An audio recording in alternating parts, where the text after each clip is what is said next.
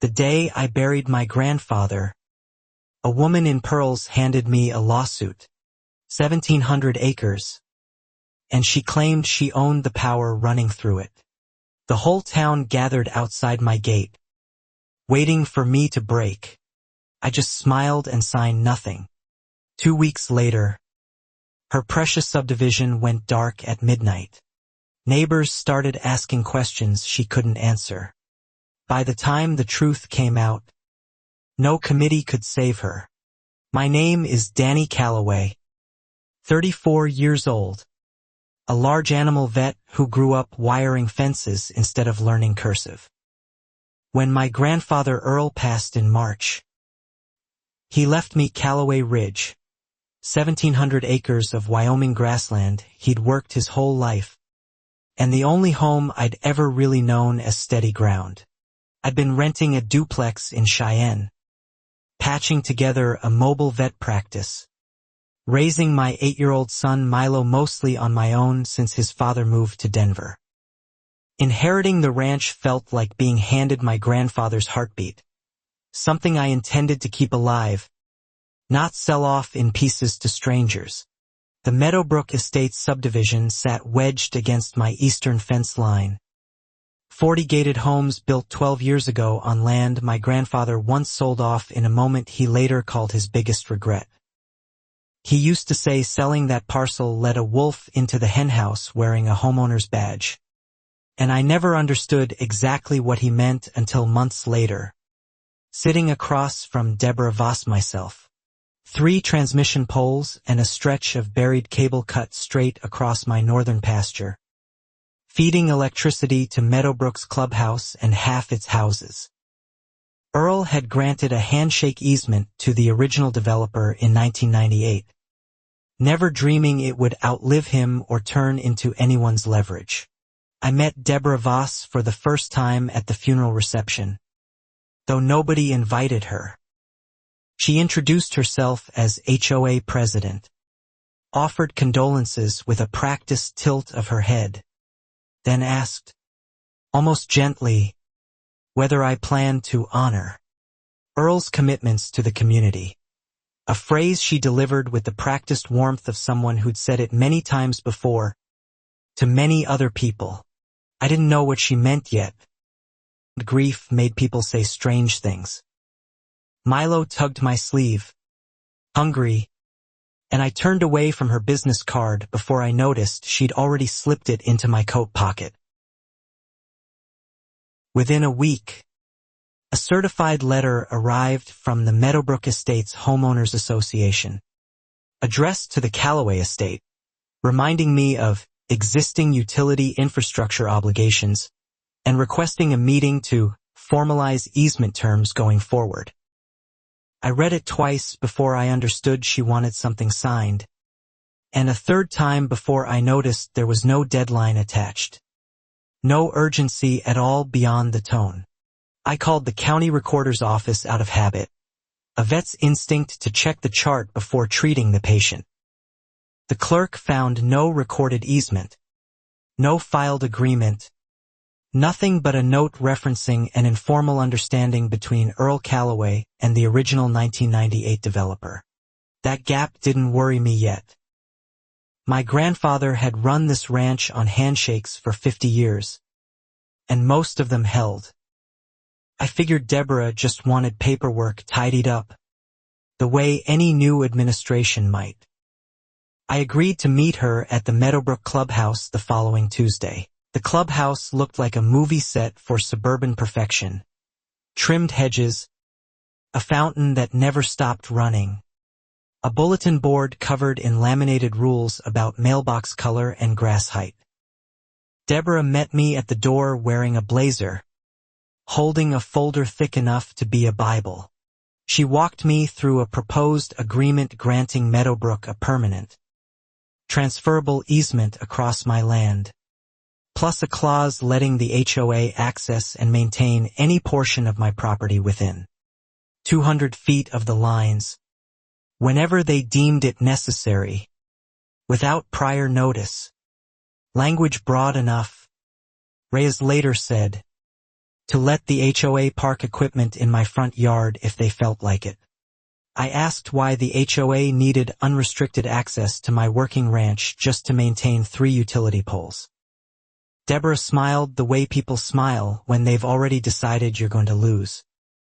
It's standard language, she said. Every property owner around here has similar terms. I told her I'd have a lawyer look at it before signing anything. Her smile thinned by exactly 1 degree. The first crack I'd notice in a long line of them. Of course, she said. Though delays can get complicated for everyone involved. Ms. Calloway, driving home, I called my cousin Reyes, a land use attorney in Casper who'd helped Earl with boundary disputes before. He read the proposed contract that night and called back laughing without much humor in it.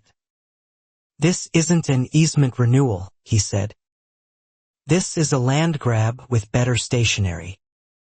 He told me to sit on it overnight before responding, warning that the first offer from someone like Deborah was rarely her real one, just a starting position designed to make anything smaller feel generous. Reyes explained that without a recorded easement, Meadowbrook's claim to the power corridor rested entirely on decades-old goodwill, not law.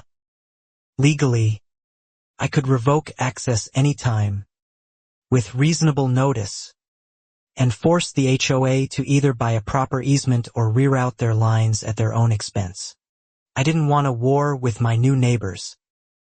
I told Reyes I'd propose a fair, limited easement recorded properly, compensated fairly, boundaries clearly marked, instead of the sweeping access Deborah wanted. It seemed like the reasonable middle ground any normal person would accept. I sent Deborah a counterproposal within the week, a narrow recorded easement covering only the existing poles and cable route, standard maintenance windows with advance notice, and a modest annual fee reflecting fair market value. Reyes said it was more than generous. I believed her board would see that too.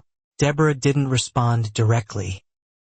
Instead, a Meadowbrook resident named Pat Furlong showed up at my gate a few days later, apologetic, asking if crews could just take a quick look at the lines. I let them through as a courtesy, still hoping this would resolve itself like a normal disagreement. The crew stayed 4 hours, far longer than any inspection required, and left tire ruts across a pasture I'd just reseeded for spring grazing. When I mentioned it to Deborah, she said accidents happen during necessary maintenance, and suggested I was being a bit sensitive about routine work, a phrase she'd repeat. I'd later learn, almost word for word, whenever any resident dared question her decisions. Something in her tone stuck with me. Not anger, but calculation, like she was testing how much I'd tolerate before pushing further.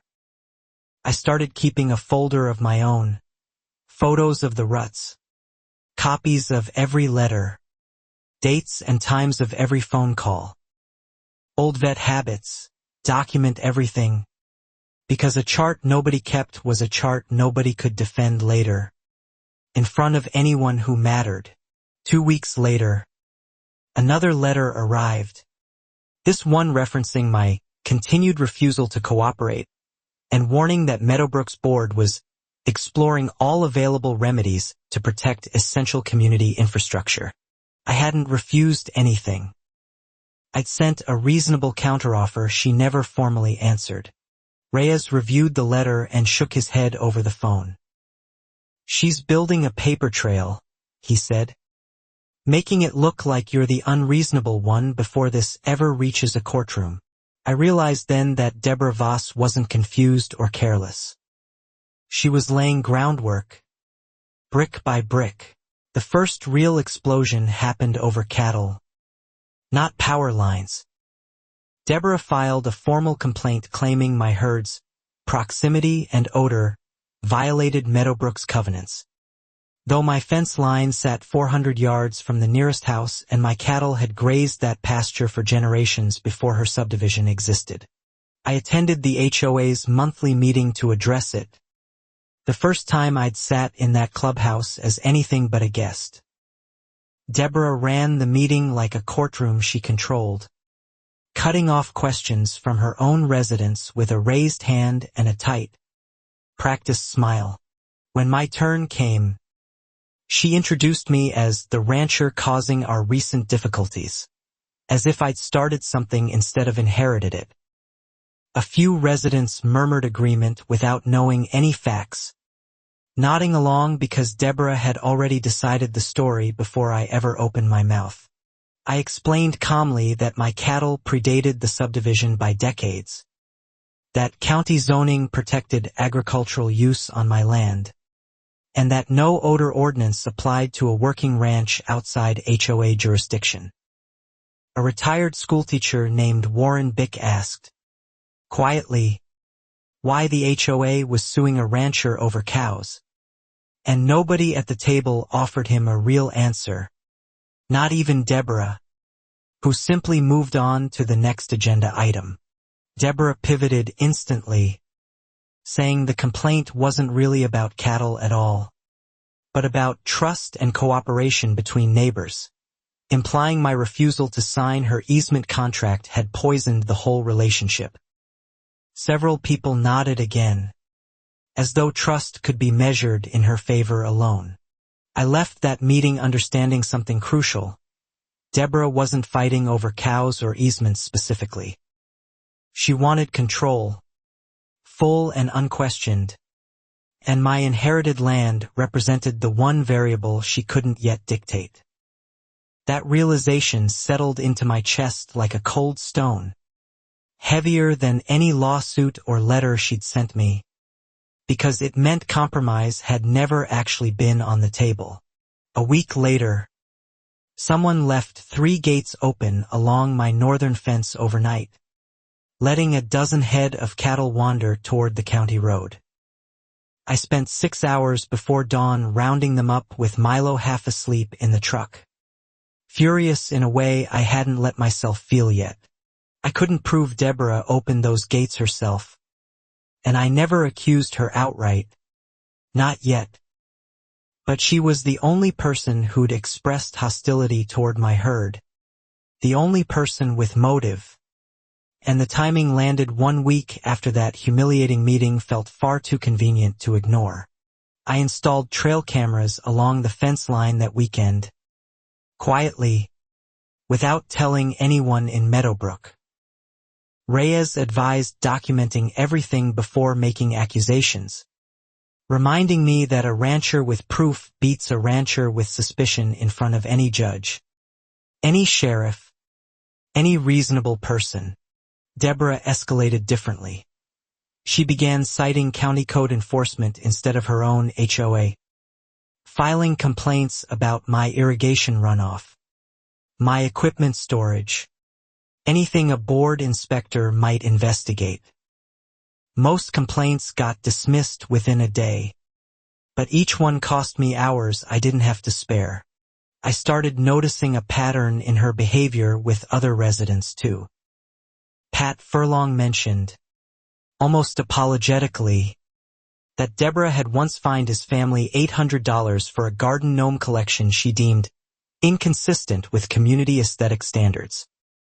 He'd paid it rather than fight her, telling me he simply didn't have the energy for a battle he was fairly certain he'd lose anyway, whatever the actual rules technically said. A younger resident, Ines Duarte, told me privately that Deborah had threatened to block her family's home renovation permit unless they voted her preferred slate onto the board that year. Ines hadn't reported it, afraid of retaliation, afraid the HOA controlled more of her life than any government agency ever could. I began to see Deborah less as an overzealous neighbor and more as someone who'd built a small kingdom inside 40 gated homes, ruling through fines, fear, and selective enforcement, with nobody powerful enough nearby to challenge her until, apparently, An inherited ranch showed up next door. My mother, visiting from Casper, warned me to be careful. She remembered women like Deborah from her own subdivision years ago, charming to the board, ruthless to anyone who wouldn't bend, and always convinced their own control was somehow serving the greater good of everyone else.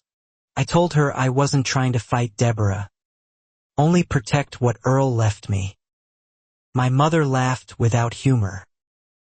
"Honey," she said, "the moment you didn't sign her easement, you became the enemy. Whether you fight back is the only thing left for you to decide." She said it gently, the same way she used to talk me through hard choices when I was still a teenager living under Earl's roof. The trail cameras caught something within 2 weeks, not Deborah herself, but a Meadowbrook maintenance truck parked near my northern gate at 2 a.m. Its driver walking the fence line with a flashlight before climbing back in and driving away without ever opening it. I sent the footage to Reyes, not the sheriff, wanting legal advice before making any move. He said it wasn't enough to prove sabotage in court, but it was more than enough to prove Deborah's organization had people scouting my property at hours no legitimate maintenance required. I decided to confront her directly instead of escalating quietly. I drove to the clubhouse during office hours and asked, plainly, why a Meadowbrook vehicle had been parked at my gate at 2 in the morning. Deborah didn't flinch. She said she had no idea what I was talking about. "Maybe it was someone else," she said, folding her hands on the desk between us. Ranch country gets all sorts of strange traffic at night. Her calm unsettled me more than anger would have. She wasn't defending herself. She was performing innocence for an audience that didn't exist yet. I left knowing 2 things clearly. Deborah Voss would never admit wrongdoing, no matter what evidence I gathered, and this conflict had stopped being about power lines or cattle complaints. It had become a test of who would blink first, and neither of us intended to be that person. Deborah's next move arrived through the county planning office instead of her own HOA. She filed a formal objection to my grazing permit renewal, claiming environmental concerns about runoff near Meadowbrook's water table, backed by a hired consultant whose report read suspiciously close to something Deborah might have dictated. The planning board scheduled a public hearing, and I spent 2 sleepless weeks gathering my own documentation, soil tests, decades of Earl's land management records, letters from county agricultural extension agents, confirming my ranch had operated responsibly since before Meadowbrook's first foundation was ever poured. Records I laid out chronologically so any board member could follow 50 years of stewardship in a single glance. At the hearing, Deborah spoke first, painting a picture of reckless overgrazing and contaminated wells, waving her consultant's report like scripture. Several Meadowbrook residents sat behind her in matching windbreakers, nodding on cue, though few of them had ever set foot on my land to see it themselves, or asked a single question beyond whatever Deborah had already told them to believe about it. When my turn came, I presented Earl's 50 years of stewardship records alongside current soil data showing healthier conditions than the county average. The board's environmental officer, a quiet man named Delgado, asked Deborah's consultant several pointed questions he clearly couldn't answer without notes he hadn't brought. The board tabled the objection pending further review, which felt like a win until Reyes reminded me that further review meant months of uncertainty hanging over my permit. Months Deborah could use to pressure me into finally signing whatever easement agreement she still wanted so badly. I started losing sleep in a way I hadn't since Earl's funeral. Milo noticed before I said anything, asking one night why I kept checking my phone during dinner. I told him grown-up paperwork was complicated, hating how thin that explanation sounded even as I said it. Deborah escalated the public narrative too, posting in Meadowbrook's private community app that certain neighboring landowners were resisting reasonable cooperation and endangering shared resources. She never named me directly, but everyone in that subdivision knew exactly who she meant, and the comments turned ugly fast. Ines Duarte texted me privately, apologizing for staying quiet during the pile-on, admitting she was afraid of becoming Deborah's next target if she spoke up in my defense. I told her I understood completely, though it stung more than I let myself admit to anyone, even Reyes, because I understood exactly how much courage it must have taken her to send even that much. A Meadowbrook resident I'd never met left an angry note on my mailbox accusing me of poisoning the neighborhood over cattle runoff that hadn't been proven, hadn't been tested by anyone except Deborah's own hired consultant, and had already been questioned by the county's environmental officer. I found myself avoiding the grocery store in the nearest town, tired of neighbors I barely knew giving me sideways looks Deborah's posts had planted there. Ranch work kept me busy enough to forget for hours at a stretch, until another certified letter arrived reminding me, in Deborah's carefully polite language, that nothing about this fight was actually resolved, or ever going to quietly disappear on its own. This letter proposed something new, Meadowbrook offering to purchase a 100-foot strip of my northern pasture outright, permanently, at a price barely above raw land value, framed as a generous solution to ongoing tensions that Deborah herself had manufactured from the very beginning. Reyes called the offer insulting, noting the strip Deborah wanted included my best natural water access point, the exact spot Earl had always used for winter cattle watering. Losing it wouldn't just cost me land, it would cripple ranch operations during the harshest months of the year. I refused the offer in writing, calmly, citing the land's operational necessity rather than emotion. Deborah's response came faster than usual this time. A single line forwarded through the HOA's attorney. The association will explore all legal avenues to secure necessary infrastructure access going forward. No name. No direct signature. Just a threat wrapped in the passive, bureaucratic language lawyers used when they wanted deniability. That phrase, all legal avenues, sat in my stomach like a stone all week.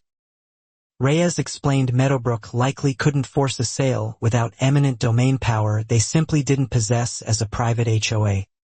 But he warned Deborah might try anyway, betting I'd fold before ever reaching court. I started attending Meadowbrook board meetings more regularly, uninvited but technically permitted as an affected neighbor, determined to understand exactly how much authority Deborah actually held versus how much she'd simply convinced everyone to believe she held through sheer force of personality. What I found troubled me. In the open, Deborah predecided outcomes in private conversations, then presented them as unanimous consensus.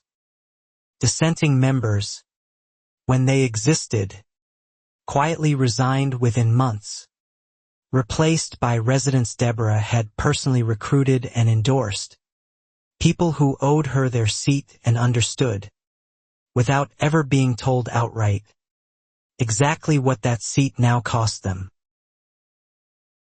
Warren Bick, the retired schoolteacher, pulled me aside after one meeting and admitted he'd wanted to challenge Deborah for the presidency 2 years earlier, until she threatened, subtly, deniably, to scrutinize his home's renovation permits until he reconsidered running. He'd reconsidered immediately. I began quietly gathering these stories, not for any lawsuit yet, just to understand the shape of the woman I was fighting. Every resident described the same pattern: charm first, then pressure, then consequences dressed up as procedure. Always procedure. Always paperwork. Deborah herself controlled completely. Meanwhile, Deborah's maintenance crews returned to my fence line twice more, each visit stretching longer than necessary, each one leaving fresh damage, a snapped gate hinge, a section of trampled fence I had to repair myself before cattle wandered again toward the county road. I filed a formal complaint with the county sheriff's office this time, presenting my camera footage and repair costs. The deputy who responded, a young man named Castillo, seemed sympathetic but explained that without direct proof of intentional sabotage, he could only log the incident, not press charges, though he took photographs of the damage himself and told me quietly to keep every camera running from here on out. Deborah, informed of my complaint through Meadowbrook's grapevine, called Reyes directly instead of me, suggesting my escalating accusations might constitute harassment of her volunteer board, and hinting she'd consider her own legal action if I continued making unfounded claims about routine maintenance work. Reyes laughed her off the phone, but told me privately that Deborah's confidence worried him more than her threats did. People who bluffed usually hedged their language. Deborah spoke like someone who genuinely believed consequences simply didn't apply to her. Not anymore. Not after years of getting away with it. I asked Reyes to formally research Meadowbrook's HOA financial filings, curious whether Deborah's aggressive spending on consultants and attorneys matched the modest dues her 40 homeowners actually paid each year. He agreed, though he warned public HOA records could take weeks to pull together properly, especially from a small county office more used to handling deed transfers than financial audits. While waiting, I focused on ranch work, trying to protect Milo from the tension bleeding into our home. He asked me one evening if the power line lady was going to take our house. I told him no, and meant it, even though some nights, lying awake listening to the wind against the windows, I wasn't entirely sure I believed my own reassurance. Inés Duarte reached out again, this time in person, meeting me at a diner outside town where Deborah's influence couldn't follow us. She confided that Meadowbrook's reserve fund had shrunk dramatically over the past 2 years, though Deborah always had an explanation ready at every meeting. She says it's legal fees, Inés told me. Stirring coffee she hadn't touched. Fighting boundary disputes. Code violations. Things like that. Nobody ever sees itemized bills. We just vote to approve whatever number she brings us, because questioning her feels like starting a war nobody wants. I asked whether anyone had ever requested a formal audit. Inés shook her head. A resident who'd raised the idea publicly found himself hit with 3 separate covenant violations within a month, and quietly stopped attending meetings altogether not long after that. The same pattern I was starting to recognize now in almost every story residents told me. The picture forming in my mind now stretched far beyond a dispute over power lines. Deborah Voss appeared to be running Meadowbrook less like a homeowners association and more like a private fiefdom, funded by dues, insulated by fear, and apparently unaccountable to anyone who might ask hard questions. I still had no proof of anything beyond pattern and rumor, nothing Reyes could take before a judge. But patterns mattered. It's the whole animal before diagnosing anything. And everything I was reading about Deborah Voss suggested a much bigger problem than mine alone. That night, I pulled Earl's old ranch ledgers from storage, searching for any original paperwork about the 1998 handshake easement he'd granted the developer. Somewhere in those boxes, I hoped, sat the one piece of leverage that might finally even the ground between us. I found Earl's original correspondence with the 1998 developer folded inside a coffee-stained ledger. A single handwritten letter granting temporary access for utility installation, revocable upon reasonable notice, not to exceed the useful life of the original infrastructure. No permanent grant existed anywhere in his records. Reyes confirmed the language mattered enormously. Temporary and revocable gutted any claim Deborah might make to a permanent easement, especially since those original power poles were nearing the end of typical infrastructure lifespan anyway. Aging steel installed decades before Meadowbrook even had its current name, back when the land on both sides of the fence still belonged, in one way or another, to my own family. For a few weeks, things went strangely quiet. No certified letters, no midnight maintenance trucks, no complaints filed with the county.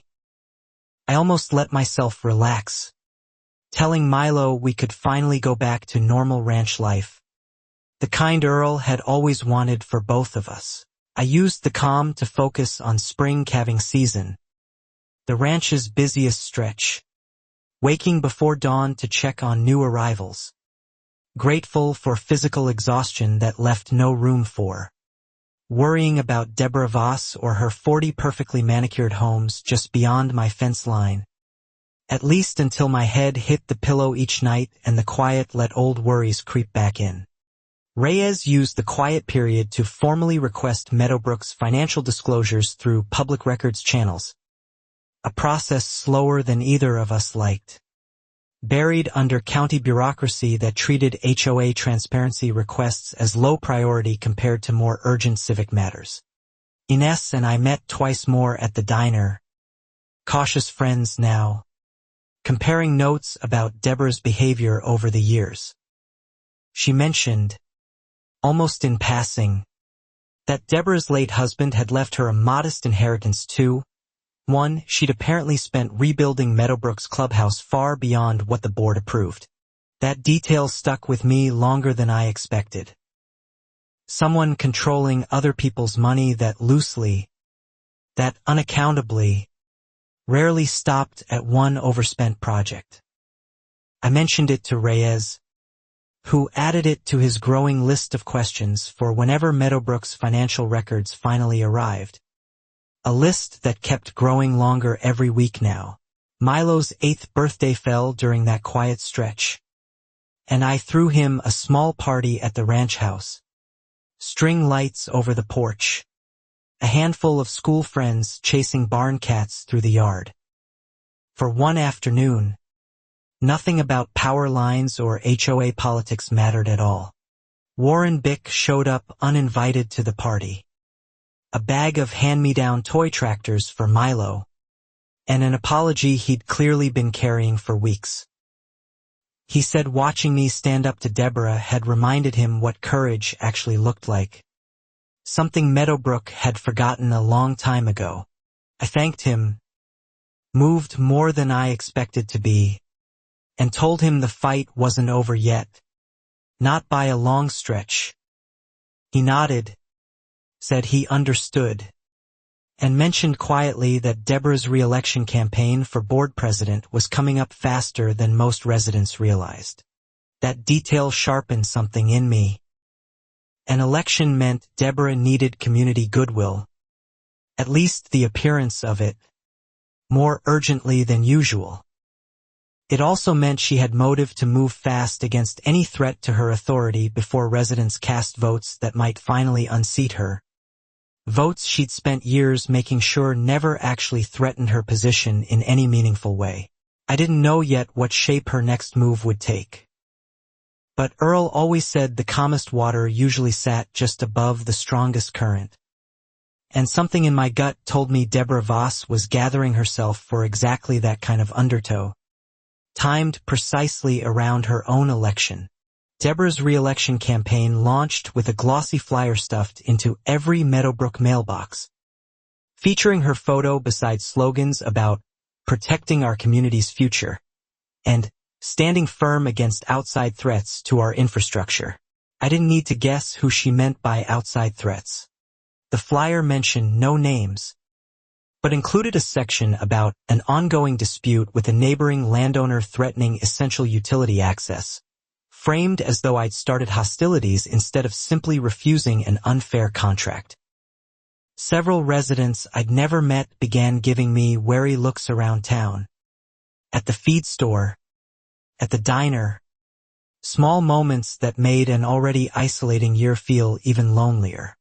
Ines told me Deborah had scheduled a special town hall specifically to discuss the power line situation, inviting a local news reporter she knew personally, clearly hoping to frame the entire narrative before residents cast their votes the following month for board leadership positions. I debated attending, worried it would only give Deborah a bigger stage to paint me as the villain. Reyes convinced me otherwise. Silence, he said. Let her control every version of the story. Sometimes the only way to fight a narrative was standing inside it yourself.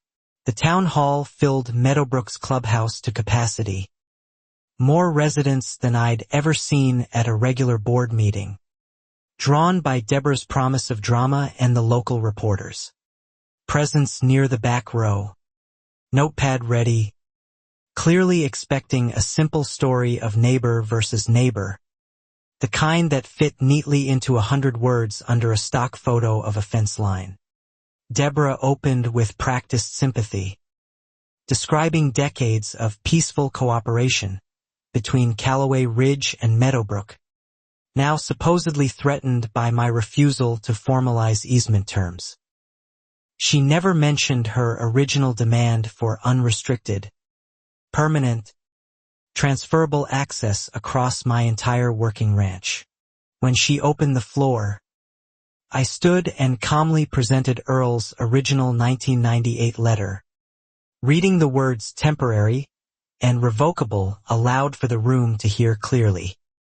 The reporter's pen moved faster. Several residents exchanged glances, hearing for the first time details Deborah had never shared with them. Deborah recovered quickly, insisting the letter was outdated, that modern infrastructure needs superseded decades-old handshake agreements, that I was exploiting legal technicalities to endanger power access for 40 families, including children and elderly residents who depended on reliable electricity every single day. It was effective theater, I'll admit. A few residents nodded along, moved by the image of vulnerable neighbors losing power because of stubborn legal technicalities. I explained, patiently, that I'd never once threatened to cut power. I'd only refused unlimited access and an unfair below-market land sale, a distinction Deborah had conveniently left out of every version of the story she'd told so far. Warren Bick stood up unprompted, asking Deborah directly why the board never disclosed her original demand for permanent transferable easement rights, or the lowball offer to buy my water access outright. Deborah's composure cracked for just a moment before she... The reporter, sensing a better story than the one Deborah had prepared for her, started asking pointed follow-up questions about Meadowbrook's financial transparency, prompted partly by information Reyes had quietly shared beforehand about the HOA's ballooning legal expenses and unexplained reserve fund losses. Deborah ended the meeting early, citing time constraints, but the damage to her narrative had already been done. Several residents approached me afterward, apologizing for assumptions they'd made, asking genuine questions about what had actually happened between Callaway Ridge and the association she controlled. I drove home that night feeling something close to relief for the first time in months. Reyes called soon after, warning me not to celebrate yet. Cornered animals, he said, echoing something Earl used to tell me about coyotes. Always got more dangerous right before they finally ran. And he doubted Deborah Voss was the type of animal who ran quietly, or ran at all without dragging something down with her. He was right. A new complaint arrived, this time alleging my cattle had damaged a section of shared fence near Meadowbrook's boundary, requiring immediate remediation at my expense. Despite trail camera footage showing the damage occurred from the same maintenance truck as before. I sent the footage directly to Deborah's attorney this time, copying Reyes and the sheriff's office. The complaint quietly disappeared within 48 hours. No explanation offered. No apology issued. Simply erased from Meadowbrook's official record as though it had never existed at all. Deborah's public campaign shifted after that. Softer in tone but sharper underneath. Framing herself as a victim of aggressive legal intimidation, from a wealthy landowner determined to bully a small community association. The irony wasn't lost on anyone who'd actually followed the details closely, though plenty of people, I was learning, preferred the simpler, more dramatic version of events. I started receiving anonymous messages through the ranch's business voicemail. Vague warnings about reconsidering my position before things got harder than they needed to be. I couldn't prove Deborah sent them, but the timing, again, felt far too precise to be coincidence. Milo's school called one afternoon, reporting an unfamiliar woman had asked the front office about his pickup schedule, claiming to be a family friend checking on arrangements. The office declined to release information, but I felt something cold settle in my chest that had nothing to do with easements, power lines, or anything I could put in a folder and hand to a lawyer. I filed an official report with the sheriff's department, naming Deborah as a person of interest given our ongoing dispute, though Deputy Castillo explained again that without direct evidence, they could only document the incident and advise increased caution around my son's routine. Reyes suggested obtaining a temporary protective measure. At minimum, a formal cease and desist letter demanding Deborah and Meadowbrook staff stay away from Milo's school entirely. Deborah's attorney responded with outrage, calling the accusation baseless and threatening a defamation suit against me for even suggesting it. I didn't back down. The cease and desist anyway, evidence or not, because some lines mattered more than legal caution. Whatever game Deborah wanted to play with easements and fence lines, involving my son crossed into territory I refused to negotiate on at all. Ines called me that same week, voice shaking, telling me she'd overheard Deborah on the phone with someone, mentioning handling the Callaway situation before the election gets messy.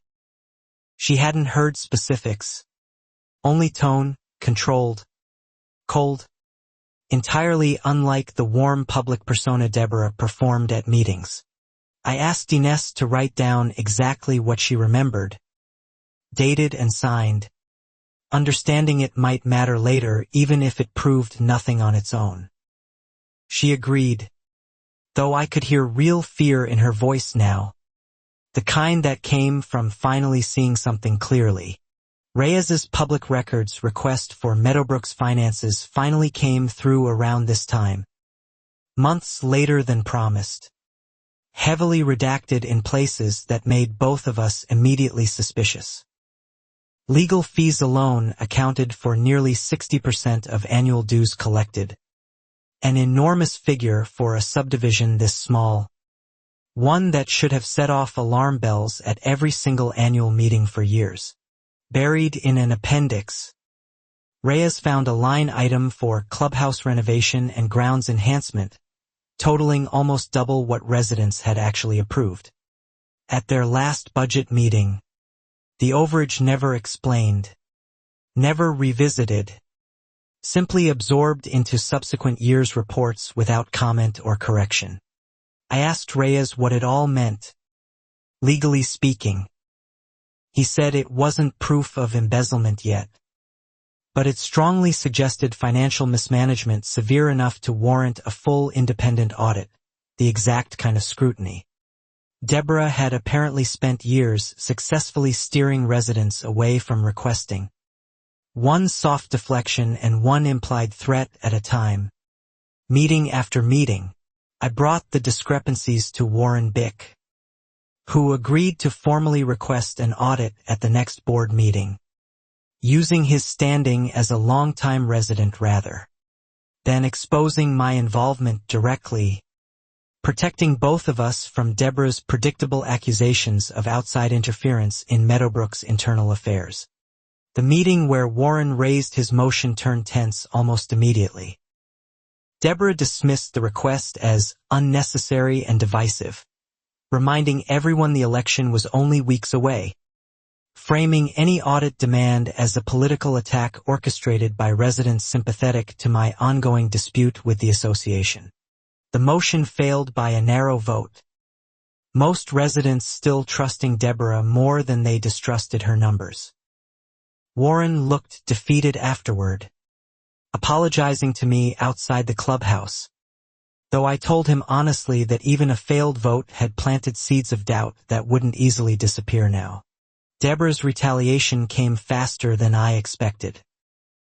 Within days, Meadowbrook's attorney filed an actual lawsuit against me, alleging tortious interference with utility infrastructure and seeking a court order compelling me to grant the original permanent easement, plus damages for ongoing community disruption she claimed I'd caused. Reyes read the filing twice, calling it thin, mostly performative, designed to intimidate rather than genuinely win in court.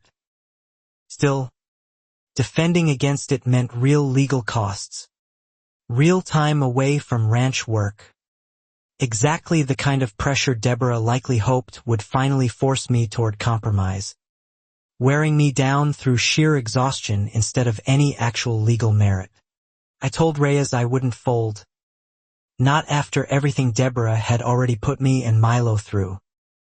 He nodded, already building our countersuit strategy, planning to introduce Earl's original letter, the trail camera footage, and Meadowbrook's suspicious financial records all as evidence in a single coordinated response. News of the lawsuit spread through Meadowbrook fast, and public opinion finally began shifting harder in my direction. Residents who'd stayed quiet during the town hall now openly questioned why their HOA was spending shared dues, suing a neighbor over land Deborah had no legitimate legal claim to. Dues they themselves had written checks for every single month without ever asking where the money actually went. Deborah doubled down publicly, insisting the lawsuit protected essential community infrastructure from my reckless disregard for shared neighborhood needs. Her language grew sharper, more defensive, less like a confident leader and more like someone who sensed control slipping through her fingers for the very first time. I spent evenings after ranch work reviewing documents with Reyes, building our case methodically, refusing to let exhaustion turn into carelessness. Milo often fell asleep on the couch beside me, surrounded by folders and photographs, while I searched for any detail that might finally tip the balance. One evening, cross-referencing Meadowbrook's redacted financial records against public contractor licensing databases, Reyes found something unexpected: the clubhouse. Renovation contractor shared a business address with a company owned by Deborah's adult son, a connection never disclosed in any board meeting minutes we'd reviewed. The discovery reframed everything. Deborah hadn't just mismanaged funds carelessly. She'd potentially steered inflated contracts toward her own family, using homeowner dues meant for shared community upkeep, while simultaneously pressuring me over an easement that would have only strengthened her position and personal control even further. Reyes cautioned patience, reminding me undisclosed family business connections weren't automatically illegal, only deeply suspicious, requiring careful documentation before making any public accusation that could backfire spectacularly if we moved too fast without airtight proof supporting every claim we intended to make, especially against someone as practiced at spinning a narrative as Deborah clearly was. I agreed, though staying patient grew harder by the day. Deborah's lawsuit forced a court date within the month, and her campaign for re-election continued unabated, her flyers now openly framing the vote as a referendum on whether Meadowbrook would stand strong against outside threats like mine. Ines brought me another piece of the puzzle a few days later, an old newsletter from Meadowbrook's earliest years, mentioning the original developer by name, a company called Ridgeline Development, whose founding partner turned out to be Deborah's late husband, decades before she ever became board president. That detail rearranged the entire timeline in my mind. Deborah hadn't simply inherited leadership of an association built by strangers. She'd married into its very foundation, likely present when Earl signed that original 1998 handshake letter, meaning she'd known its temporary, revocable language all along and pursued the lawsuit anyway. Reyes confirmed it through county business filings. Ridgeline Development, dissolved years ago, listed Deborah's husband as founding partner and, briefly, listed Deborah herself as a corporate officer during the subdivision's original construction phase, long before Meadowbrook Estates ever became a formal homeowners association. This meant Deborah's insistence on a permanent, transferable easement wasn't confusion or overzealous leadership. It was a calculated attempt to formalize, decades later, a right her own late husband's company never legally secured in the first place, using her current position of authority to finish what her husband had started decades earlier, quietly, patiently, as though enough time had simply erased the need for proper paperwork. I felt something shift inside me, less anger now than clarity. This had never really been about power lines or fair compensation. It was about Deborah closing a loophole her own family had left open 30 years earlier, no matter what it cost me, my son, or her own neighbors. Reyes suggested subpoenaing Ridgeline Development's dissolved corporate records as part of our countersuit discovery process, hoping to establish clear knowledge on Deborah's part that no permanent easement had ever legally existed, undermining her entire lawsuit's foundation before it ever reached an actual trial. The court granted our discovery request faster than expected, and documents began arriving weekly, meeting minutes, incorporation papers, old correspondence between Ridgeline and various county offices, painting an increasingly detailed picture of exactly how much Deborah had always known about the true nature of that original agreement, long before she ever sent me a single certified letter. Meanwhile, Deborah's campaign hit its own obstacles. A local paper picked up the story about undisclosed contractor connections, running a modest article questioning Meadowbrook's financial oversight practices, careful and factual, but enough to plant real doubt among residents just weeks before their scheduled board election. Deborah responded publicly by accusing the paper of biased reporting influenced by ongoing litigation, refusing to answer specific questions about her sons' construction company or the clubhouse renovation costs. A non-answer that read, to anyone paying attention, exactly like an admission dressed in outrage.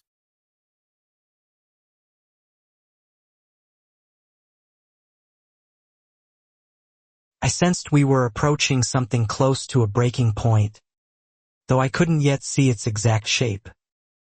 Deborah had spent years building unquestioned authority over Meadowbrook, and cornered people, Earl always warned me, rarely surrendered quietly, they usually swung hardest right before finally going down. Deborah's next move abandoned subtlety entirely. Meadowbrook's attorney filed an emergency injunction, requesting the court immediately force temporary easement access to prevent imminent risk to community power supply, claiming without evidence that aging infrastructure on my land posed urgent danger to 40 homes. Reyes called the filing desperate, noting Deborah had produced no engineering report, no utility company assessment, nothing beyond her own sworn statement asserting emergency conditions that conveniently justified immediate court-ordered access before our scheduled trial date, and before Meadowbrook's upcoming board election could finish playing out. Timing, Reyes said, was far too convenient to be anything other than deliberate strategy on her part. The judge, skeptical without supporting technical evidence, denied the emergency injunction but ordered an independent utility inspection within 30 days, a compromise that should have calmed things down. Instead, it seemed to push Deborah further past whatever restraint she'd still been maintaining until then. 3 nights later, my trail cameras captured someone at the northern transformer box near the property line.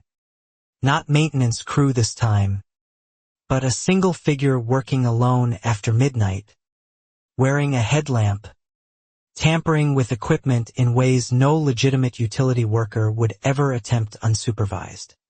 I called Deputy Castillo immediately, sending footage before the figure had even finished and left the scene.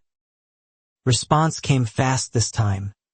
Tampering with electrical infrastructure carried real criminal weight, especially given documented history between myself and Meadowbrook's board president over this exact section of land. Deputies arrived to find the transformer box partially opened, wiring disturbed in ways an electrical inspector later called consistent with an amateur attempt to disable protective grounding. Dangerous not just to Meadowbrook's power supply but potentially to anyone nearby if the system had failed catastrophically. A detail that turned my worry about property damage into something much closer to real fear. The footage wasn't clear enough to positively identify Deborah by face, but the figure's height, build, and even a distinctive gait matched her closely. Enough that Deputy Castillo listed her as primary person of interest, requesting a formal interview through Meadowbrook's own attorney the following morning. Deborah denied everything through her lawyer, claiming she'd been home alone that night, unable to provide any witness or alibi beyond her own word. She suggested, again, that someone was trying to frame her, perhaps even I myself, desperate to discredit her ahead of the upcoming election. I found the accusation almost darkly funny. Sabotaging my own property's electrical safety to frame the woman suing me seemed like an absurd risk nobody sane would actually take. Reyes said absurdity rarely stopped desperate people from making desperate accusations when cornered with real evidence against them. Word of the tampering incident spread through Meadowbrook within a day, and this time public opinion shifted decisively. Residents who'd defended Deborah through months of disputes now openly questioned whether their board president had actually endangered community safety trying to manufacture a crisis for her own benefit, risking real harm to families who'd trusted her leadership without ever questioning it closely. Warren Bick called an emergency community meeting himself, without Deborah's approval, using his standing as a longtime homeowner to demand transparency before the election proceeded. Nearly every household showed up this time, filling the clubhouse well past its usual capacity, tension thick enough to feel physically. Deborah arrived late, composure visibly strained, insisting the tampering allegations were unproven and politically motivated, urging residents to stay focused on real community priorities rather than what she called baseless accusations designed to distract from ongoing legal negotiations over essential utility access.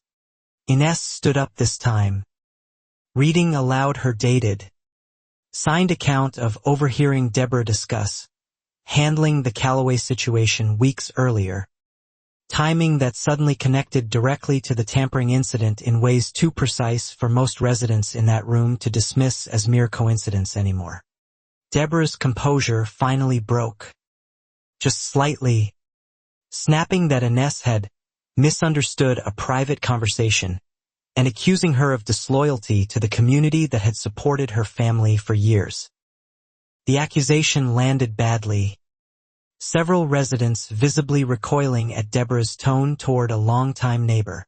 I hadn't planned to speak, but Warren invited me to share Earl's original letter one more time, alongside the newly discovered Ridgeline development connection, linking Deborah's late husband directly to the subdivision's founding and the truly temporary nature of that decades-old handshake power line agreement.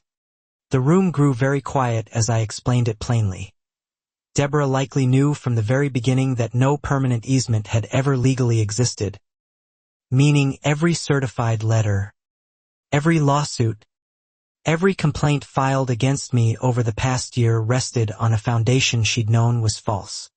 Deborah tried interrupting, calling my account misleading speculation dressed up as fact. But her voice lacked its usual command now, cracking under scrutiny from residents finally connecting. Scattered pieces they'd previously dismissed as unrelated coincidences across months of mounting community tension and division. Pieces that suddenly formed one clear, unflattering picture. The meeting ended without formal resolution, but something fundamental had shifted permanently. Residents began quietly organizing outside official channels, sharing notes, comparing stories of fines and pressure and selective enforcement stretching back years before I'd ever inherited Callaway Ridge or met Deborah Voss at all. 2 days later, Deborah escalated again, filing a restraining order against me personally, claiming I'd orchestrated a coordinated harassment campaign through community meetings and media contact, seeking to prevent me from attending any future Meadowbrook gathering or speaking publicly about ongoing litigation between us. The judge who reviewed her request denied it almost immediately, noting no evidence supported claims of harassment, only documented public statements made during legitimate community meetings I'd been formally invited to attend by longtime residents exercising their own rights within their own homeowners association. Reyes told me Deborah's legal strategy was unraveling fast now, each new filing weaker and more transparently retaliatory than the last. Exactly the pattern he'd seen before in cases where someone realized, too late, that their carefully built authority had finally started collapsing under real scrutiny, throwing increasingly reckless punches simply because they no longer had anything softer left to try. I should have felt triumphant, but mostly I felt exhausted, watching Deborah grow more erratic by the week while still technically holding power over Meadowbrook until the election finished playing out. Cornered people, Earl always said, got more dangerous exactly when they had the least left to lose. That warning proved accurate 3 nights later. Someone cut a section of my perimeter fence near the county road overnight, releasing nearly 20 head of cattle onto a stretch of highway used by early morning commuters, an act far more reckless and dangerous than any previous incident. I woke before dawn to a neighbor's frantic call, cattle wandering dangerously close to traffic, and spent 2 terrifying hours with Milo helping herd panicked animals back through the cut fence before anyone got hurt, my hands shaking long after the immediate danger had finally passed completely. Deputy Castillo responded immediately this time, treating the fence cutting as a serious escalation given documented history, though again the perpetrator had worn gloves and left no direct forensic evidence linking them conclusively to Deborah. Only circumstantial timing that felt undeniable to anyone actually paying attention. I finally allowed myself real fear that morning, not for the ranch or the lawsuit, but for Milo's safety. imagining what might have happened if those cattle had caused an accident. If timing had been different. If any small detail had shifted even slightly in the wrong direction. A thought I couldn't set down even after every last cow was safely back behind repaired wire. Reyes, seeing my exhaustion, suggested requesting a protective order myself now. Formally, backed by the tampering incident, the fence cutting, and Inez's sworn statement about Deborah's phone conversation, building an undeniable pattern the court could no longer dismiss as mere neighborly disagreement between two stubborn women. The judge granted a temporary protective order within days, barring Deborah from approaching my property or contacting me directly. A legal boundary finally drawn, clearly around the danger she'd apparently been escalating toward for months, disguised the entire time as reasonable community leadership and infrastructure concern. News of the protective order became impossible for Meadowbrook residents to ignore, spreading through the community faster than any HOA newsletter ever had, forcing even Deborah's most loyal supporters to finally question exactly what kind of person they'd elected to represent their shared interests for years. And what else, exactly, they might have missed along the way. Deborah's attorney withdrew from representing her within the week, citing irreconcilable differences regarding case strategy, a polite legal phrase Reyes, translated simply as the lawyer finally realizing his client's actions had grown too reckless and indefensible to competently defend in any courtroom. Without legal representation, Deborah's original lawsuit against me stalled completely. Court dates pushed back while she scrambled to find new counsel willing to take a case built on crumbling foundations, undisclosed family business connections, and now a documented pattern of escalating, dangerous retaliatory behavior. I focused on rebuilding the damaged fence line properly, reinforcing it beyond county requirements, installing additional cameras along the entire northern boundary, refusing to let fear dictate how I protected land Earl had trusted me to keep safe for exactly this kind of unexpected difficulty. Milo asked if the power line lady would go to jail. I told him honestly I didn't know, but that grown-ups who hurt people usually eventually faced consequences, even when it took much longer than it should. He seemed to accept that answer better than I expected he would. Meadowbrook's election loomed only days away now, and for the first time in months, I let myself believe Deborah Voss might finally lose the authority she'd wielded so recklessly, though something in Earl's old warnings about cornered animals kept me from fully relaxing just yet.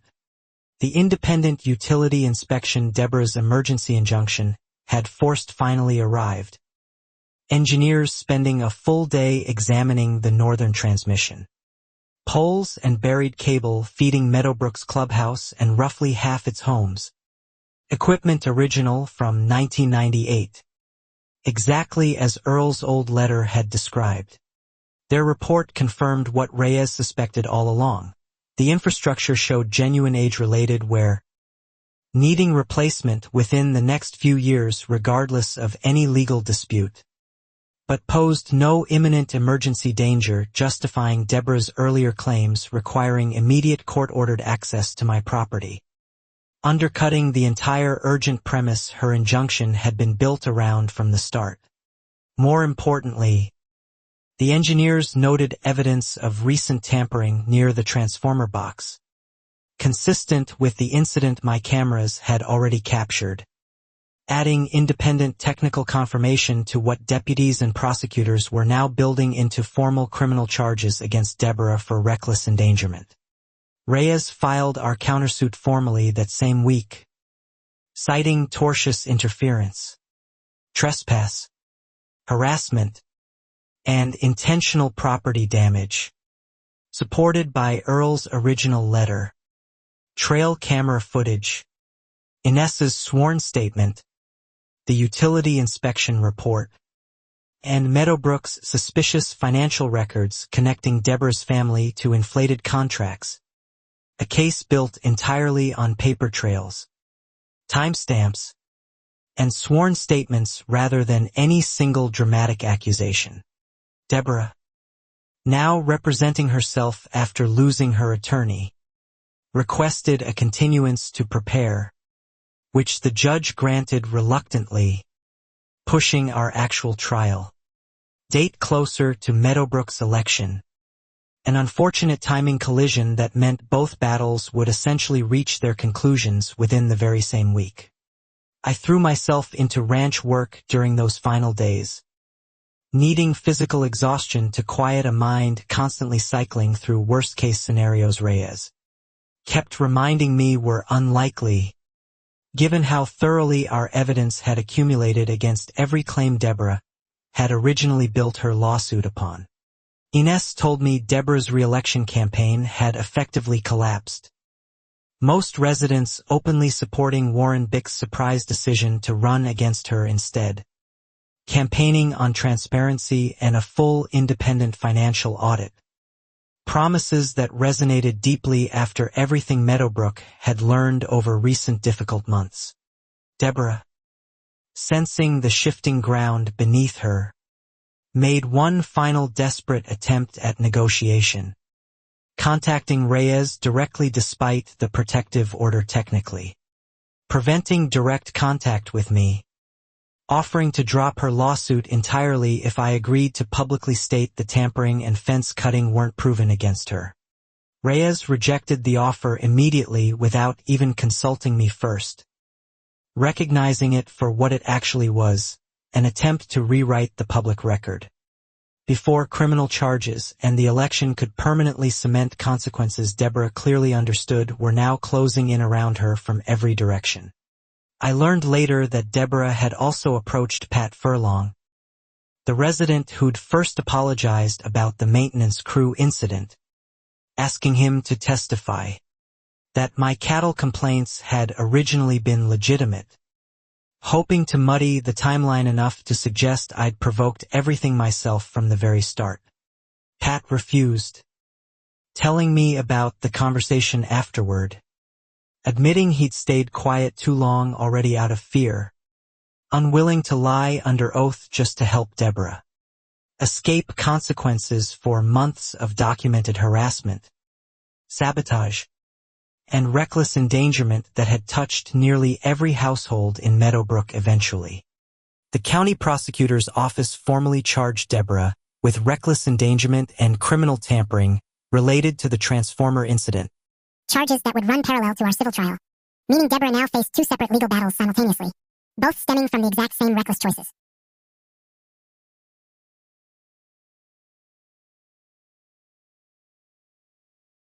News of the criminal charges finally reached the local paper that had first questioned Meadowbrook's finances, prompting a much larger follow-up article detailing the entire timeline, easement disputes, fence cutting, tampering, undisclosed family contracts, everything Reyes and I had painstakingly documented over the past year, laid out now for anyone in the county to read over morning coffee, whether they'd ever heard of Meadowbrook or not. Deborah's public image, once carefully polished through committee meetings and community newsletters, collapsed almost overnight once the full story reached people beyond Meadowbrook's gates. Strangers now recognizing her name from headlines rather than laminated bulletin board notices about approved mailbox colors and grass height, a reversal she surely never once imagined possible during those early confident meetings.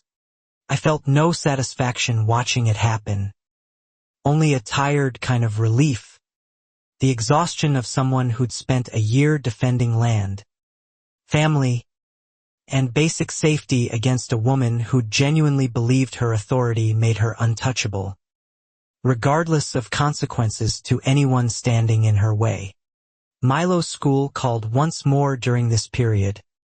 Though this time it was reassuring news, administrators confirmed additional security protocols following our earlier report, quietly relieved themselves once they learned the full context behind my initial concerns about an unfamiliar woman asking about his schedule months earlier. Warren Bick's campaign gained momentum daily, residents openly discussing the audit he'd promised, comparing notes about years of unexplained fines and pressure, tactics they'd previously accepted as simply how Meadowbrook operated under Deborah's long, unquestioned leadership over their small, once trusting community.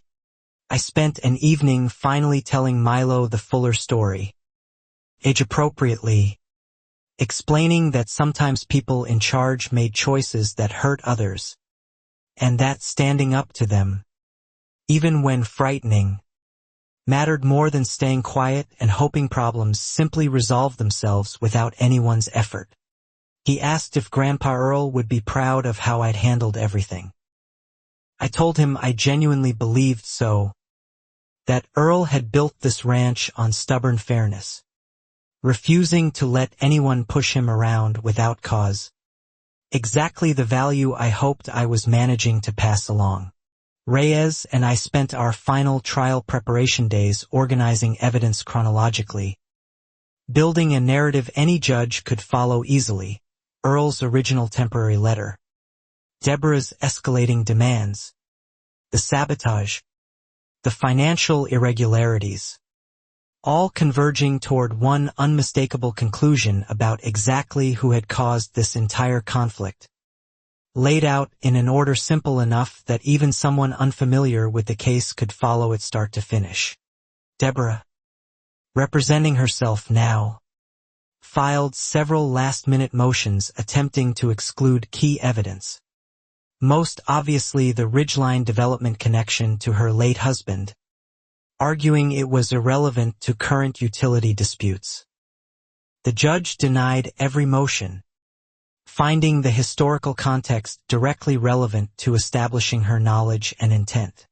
I barely slept the night before trial, running through Reyes's carefully rehearsed questions in my head, imagining Deborah's likely responses, trying to prepare myself emotionally for finally facing her directly in a courtroom after a year defending everything Earl had trusted me to protect and keep safe.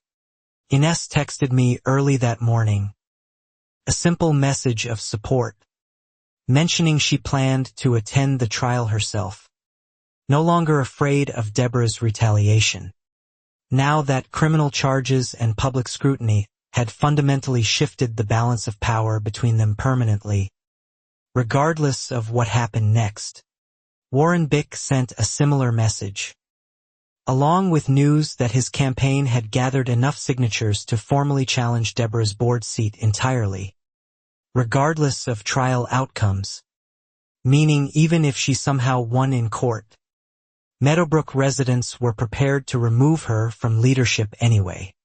I arrived at the courthouse early, Reyes beside me with boxes of organized evidence, Deborah already seated across the room alone.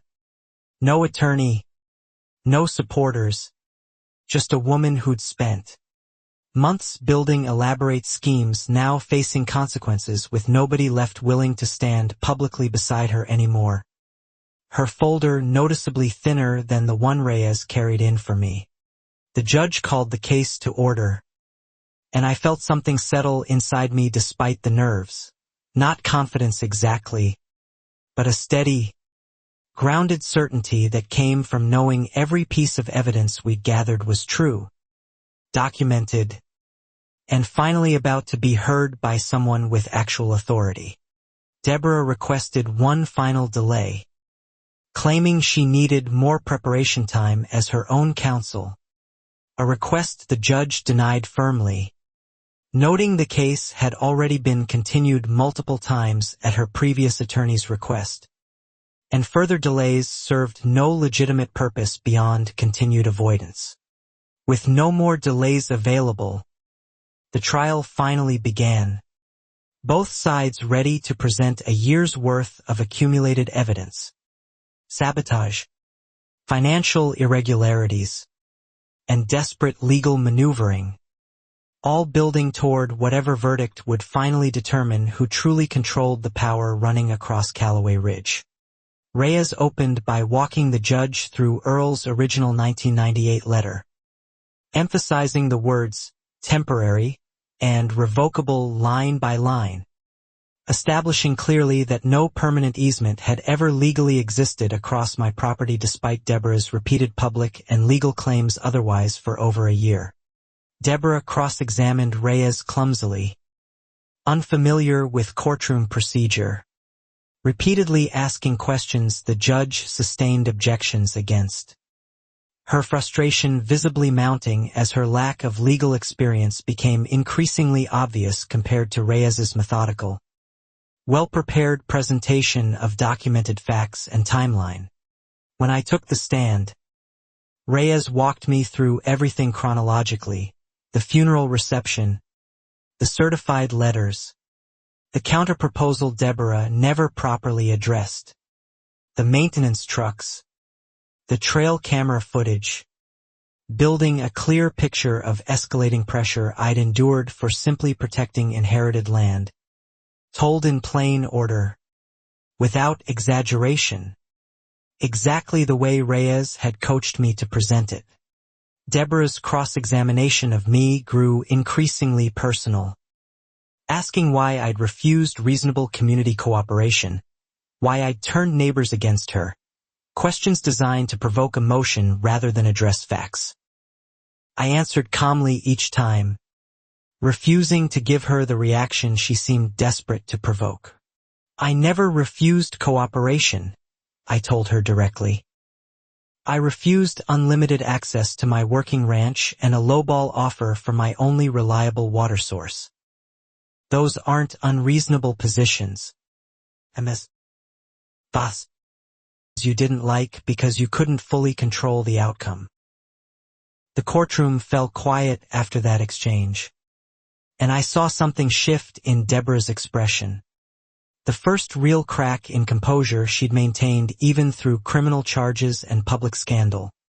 As though hearing it stated plainly, without anger, without theatrics, finally made the truth impossible for anyone in that room to keep deflecting any longer. Reyes introduced the trail camera footage next. The maintenance truck at 2 a.m., the figure at the transformer box weeks later, playing both clips for the courtroom while Deborah watched her own likely silhouette move across the screen.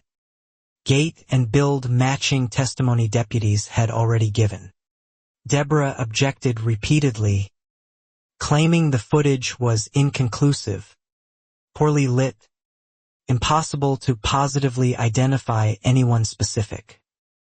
The judge allowed it as evidence anyway, noting its relevance to establishing pattern and timeline, even without perfect facial identification confirming exactly who appeared in either recording that night.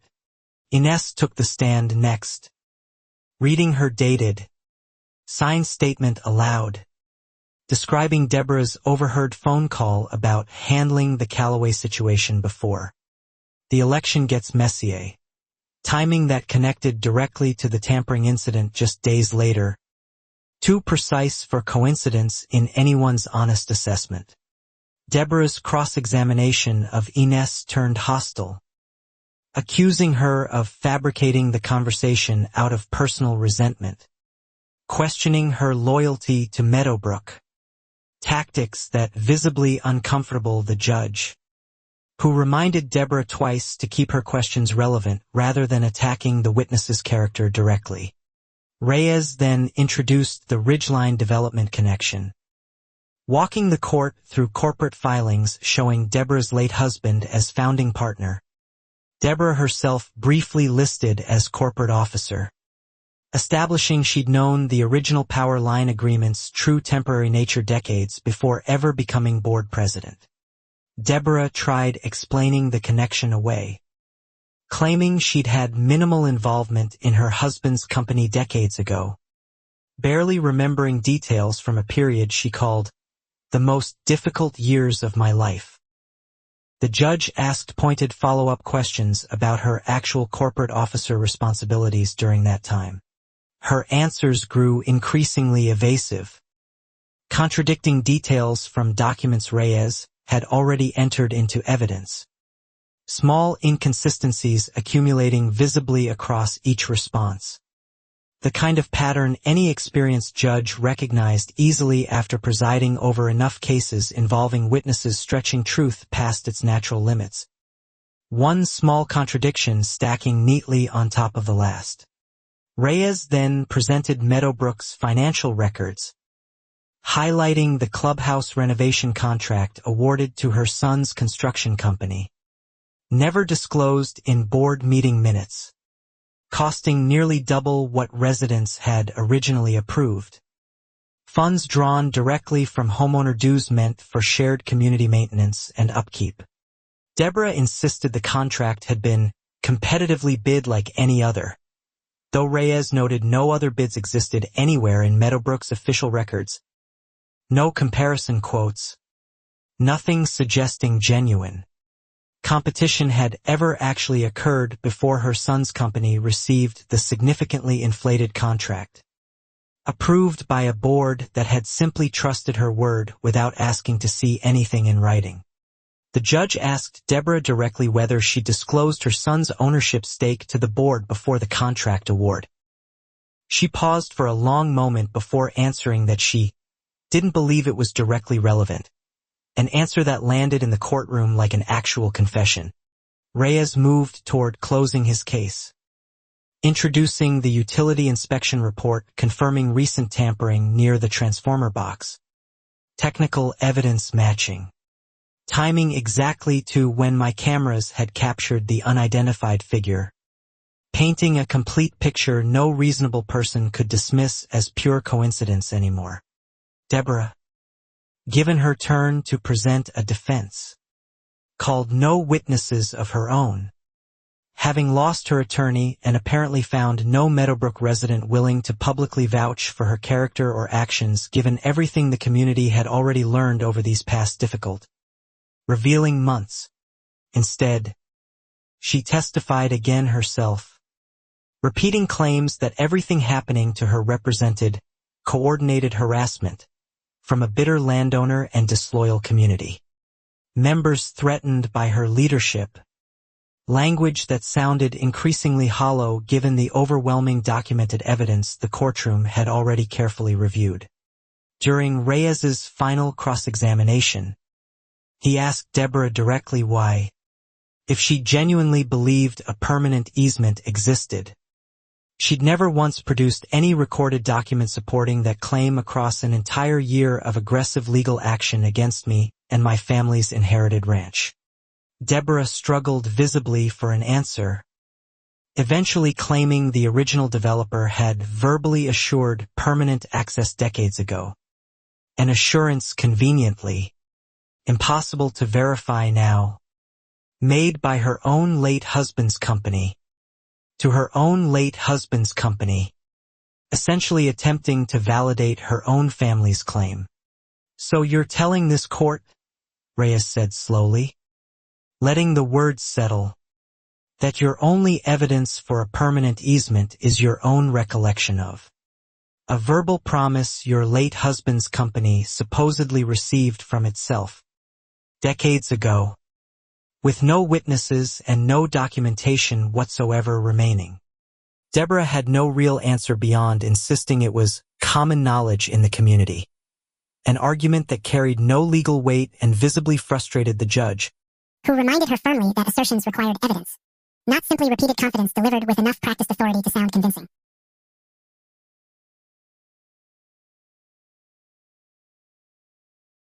I watched something finally break in Deborah during that exchange. Not tears exactly, but the visible collapse of someone who'd spent years believing her own certainty was sufficient proof of anything she wanted to claim, now facing a room that simply refused to accept assertion as fact any longer. A room that, for the first time in her long tenure, wasn't hers to control at all. Reyes closed our case by summarizing everything methodically: the temporary original letter, the escalating harassment, the sabotage, the undisclosed family contracts, the fabricated emergency claims, painting a complete portrait of someone who'd used her position to pursue personal gain disguised repeatedly as community protection. The judge called a brief recess before delivering judgment, and I sat in the hallway with Reyes, Milo waiting with my mother at the ranch, feeling the strange stillness that comes after finally saying everything true and necessary, regardless of whatever verdict followed from this exact moment. Ines found me during the recess, squeezing my hand briefly, telling me that whatever happened next, Meadowbrook residents finally understood the truth clearly now. Something that mattered regardless of legal outcomes. A community waking up from years of quiet fear disguised as neighborly cooperation and trust. Warren Bick appeared too. Mentioning his campaign had gained even more support that morning. Residents following the trial closely through community group chats. Many expressing shock and anger at testimony they just learned about secondhand from neighbors attending in person throughout the entire proceeding. When the judge returned, the courtroom grew completely silent. Deborah sitting rigid and alone at her table. No family, no supporters, nothing left except whatever verdict was about to determine both her legal fate and, almost certainly, her remaining standing within the only community she'd ever really controlled. The judge began speaking, methodical and unhurried, walking through findings of fact one by one, confirming no permanent easement had ever legally existed, that Deborah's actions constituted a clear pattern of harassment, trespass, and property damage against my land and family throughout the entire documented dispute. The judge ruled decisively in my favor on every civil claim, ordering Deborah and Meadowbrooks Association to formally recognize the original easement's temporary, revocable nature, permanently barring any future claim to permanent or transferable rights across my property without proper compensation and consent. Beyond that, the judge awarded damages covering fence repairs, legal fees, and documented harassment, finding Deborah's conduct throughout the dispute deliberate and malicious rather than simply overzealous. Language that would follow her permanently through both this civil judgment and her still pending criminal case. Deborah sat motionless as the ruling continued. The confident composure she'd maintained through months of letters, lawsuits, and public campaigning finally, completely gone, replaced by something smaller and more human than the controlling authority figure she'd performed for Meadowbrook throughout her entire tenure as board president. Outside the courthouse, Reyes shook my hand warmly, telling me Earl would have been proud watching how carefully, patiently, and honestly I'd fought this entire battle, refusing every opportunity to cut corners or exaggerate claims, letting documented truth alone carry us to this exact vindicating outcome. The same patient, honest approach that had guided everything Earl ever built on this land. News of the verdict reached Meadowbrook before I'd even finished the drive home. Residents sharing updates through their community app. The same platform Deborah had once used to paint me as the neighborhood's outside threat, now filled instead with residents processing what her real actions had truly cost everyone. I gave the local reporter a brief statement outside the courthouse, careful and measured, focusing on the facts rather than personal satisfaction. Though privately I felt an enormous weight finally lifting after a year spent defending land, safety, and basic fairness against someone who genuinely believed herself untouchable. Deborah's criminal trial for reckless endangerment and tampering followed just weeks later, moving quickly given the overwhelming evidence already established during our civil proceeding. Prosecutors barely needing additional argument beyond what the transformer incident and fence cutting had already conclusively demonstrated to everyone involved.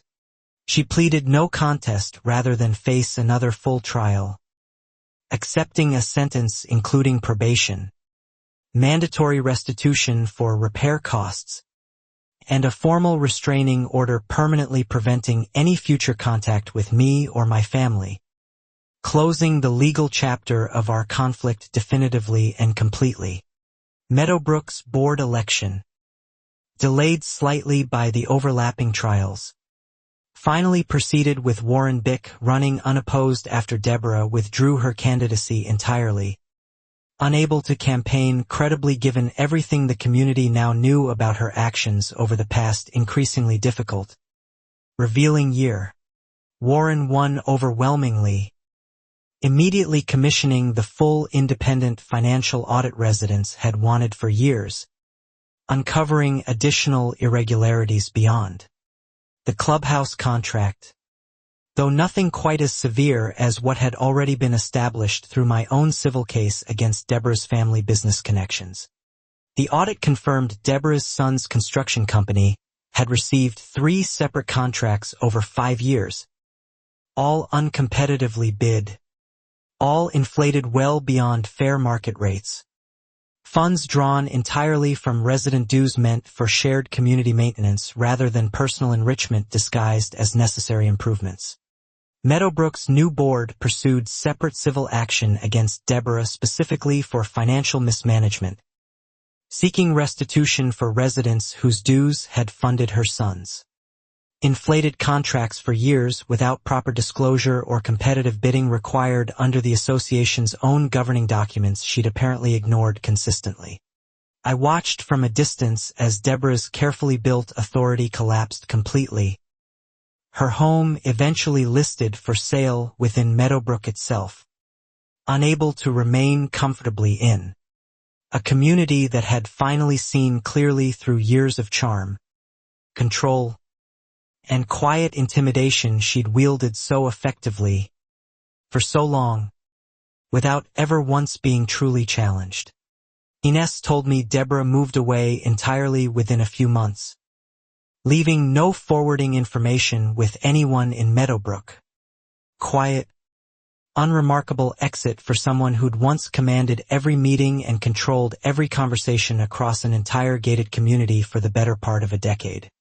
I felt no lasting satisfaction watching her disappear, only relief that Milo and I could finally return to ordinary ranch life, waking before dawn for chores rather than legal deadlines, worrying about weather and cattle instead of certified letters and midnight trail camera footage anymore. Warren Bick invited me to Meadowbrook's next community meeting, not as an accused outsider this time, but as a guest of honor. Residents thanking me openly for standing firm against pressure. Most of them admitted they'd never found courage to challenge themselves across years of quiet fear. I told them honestly I hadn't fought for recognition or gratitude, only to protect what Earl had trusted me with, but that I hoped Meadowbrook's new leadership would remain accountable going forward, transparent with its own residents in ways Deborah had apparently never genuinely believed necessary. Warren promised regular audits, open board meetings, and clear documentation for every future infrastructure agreement, including a properly recorded, fairly compensated easement finally negotiated between Meadowbrook and Callaway Ridge, replacing Earl's old handshake letter with terms both communities could trust completely going forward.